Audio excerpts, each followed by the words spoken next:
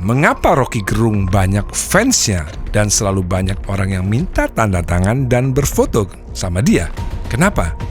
Apa karena dia tampan? Ya, nggak juga sih. Apa dia selebritis? Tentu bukan. Apa dia anak band atau artis sinetron? Tidak juga. Apa dia presiden, menteri? Bukan. Rocky Gerung digemari karena pemikirannya. Suka atau tidak, dia adalah intelektual terkenal. Pastinya, penggemarnya juga mereka yang haus akan intelektualitas. Begitupun dengan yang benci dan yang gak suka mereka, juga pasti adalah golongan-golongan dari anti-intelektualism. Dalam pemahaman yang lebih sopan, mereka yang tidak tertarik bahkan cenderung tidak suka dengan akal atau pemikiran adalah mereka-mereka yang selalu mengedepankan perasaan. Mereka yang mengedepankan perasaan biasanya, 1, senang mendengar kebenaran yang menyenangkan hatinya saja.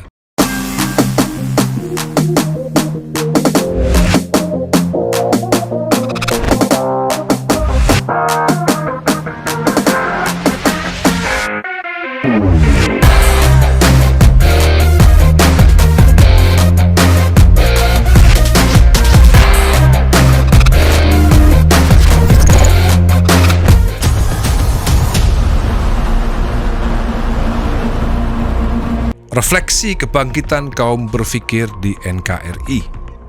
Golongan yang berpikir dan mereka yang menggunakan akalnya. Tahukah teman-teman, ada beberapa ayat di Al-Quran yang memberi petunjuk kepada manusia untuk berpikir dan menggunakan akal sehatnya. Jika teman-teman tidak tahu, ini bukti bahwa kita sebagai muslim benar-benar tidak mengkaji Al-Quran. Bahwa ada 100 ayat yang redaksinya tanda-tanda bagi kaum yang berakal atau berpikir. Ada lagi teman di WA grup saya malah menimpali bukan 100 ayat mas, tapi ada 300. Ada 300 ayat yang kira-kira akhir dari kalimat ayat tersebut adalah tanda-tanda bagi kaum yang berpikir atau kaum yang berakal. Tentunya di sini adalah akal sehat, bukan akal-akalan. Buat saya ini menarik jika dihubungkan dengan quote-nya Rocky Gerung. Begini, Rocky Gerung pernah berkata, sekolah adalah bukti bahwa kamu pernah belajar, bukan bukti bahwa kamu pernah berpikir. Dan mungkin pendapat pribadi yang saya buat sendiri ini mungkin juga cocok bahwa sekolah itu atau kuliah itu menghasilkan common knowledge. Sehingga isi otak daripada mereka yang kuliah atau sekolah itu adalah common knowledge saja. Sedangkan orang-orang yang berpikir di setiap zamannya mereka memberi hasanah keilmuan baru. Tahu ya bedanya ya. Jadi orang yang kuliah dan orang yang sekolah itu hanya mendapatkan common knowledge, pengetahuan umum ya. Sedangkan orang-orang yang berpikir itu mereka mendapatkannya itu seperti ilham. Itu yang disebut buah pikir. Jadi di setiap zamannya mereka ini selalu memberi hasanah keilmuan baru. Dalam situasi normal, ceteris paribus dalam bahasa Latinnya, kita butuh common knowledge dalam situasi normal, ya. Tapi dalam situasi di luar ceteris paribus, kita butuh para pemikir. Terminologi saya, pemikir adalah orang-orang yang melampaui zamannya. Pemikir adalah orang-orang yang memproduksi pikirannya sendiri, bukan corong dari pikiran-pikiran orang lain atau corong daripada common knowledge. Bahasa milenial yang lebih mudah, pemikir adalah man with his own brainy quotes. Mengapa man, bukan woman? Karena 25 rasul di Al-Quran itu adalah laki-laki semua. Dan 25 orang paling terkenal itu adalah pemikir kelas wahid, kelas atas. Tapi bukan berarti wanita tidak bisa berpikir. Ada juga di abad pertengahan, yaitu ada Rabiah Al-Adawiyah, muslimat sufi yang juga punya quote-quote hebat. Bahkan sebelum ada wanita-wanita hebat di Eropa. Bahkan saya pernah terinspirasi oleh Al-Adawiyah ketika membuat lagu Jika Surga dan Neraka Tak Pernah Ada.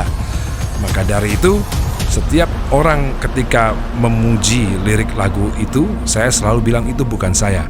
Itu adalah Rabiah Al-Adawiyah. Saya hanya menjadi corong daripada Rabiah Al-Adawiyah. Tapi itu dah common knowledge bagi penggemar sufi-sufi.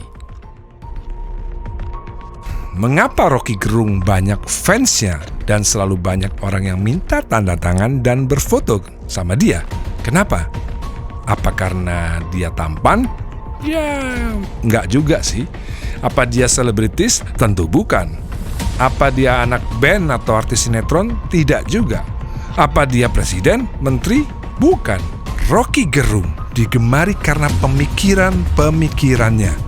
Suka atau tidak, dia adalah intelektual terkenal. Pastinya, penggemarnya juga mereka yang haus akan intelektualitas. Begitupun dengan yang benci dan yang gak suka mereka, juga pasti adalah golongan-golongan dari anti-intelektualism. Dalam pemahaman yang lebih sopan, mereka yang tidak tertarik bahkan cenderung tidak suka dengan akal atau pemikiran adalah mereka-mereka yang selalu mengedepankan perasaan. Mereka yang mengedepankan perasaan biasanya, 1. Senang mendengar kebenaran yang menyenangkan hatinya saja. 2. Sulit mengaktifkan logika. 3. Sulit menerima fakta. 4. Tidak punya kemampuan berargumentasi. Nomor 5. Minim literasi. Dan yang ke-6, selalu mengedepankan asumsi. Menurut hemat saya, menjadi terkenalnya Rocky Gerung adalah sinyal kebangkitan intelektual sejati dan kebangkitan kaum intelektual Indonesia. Suka atau tidak, like it or not, seneng apa gak seneng,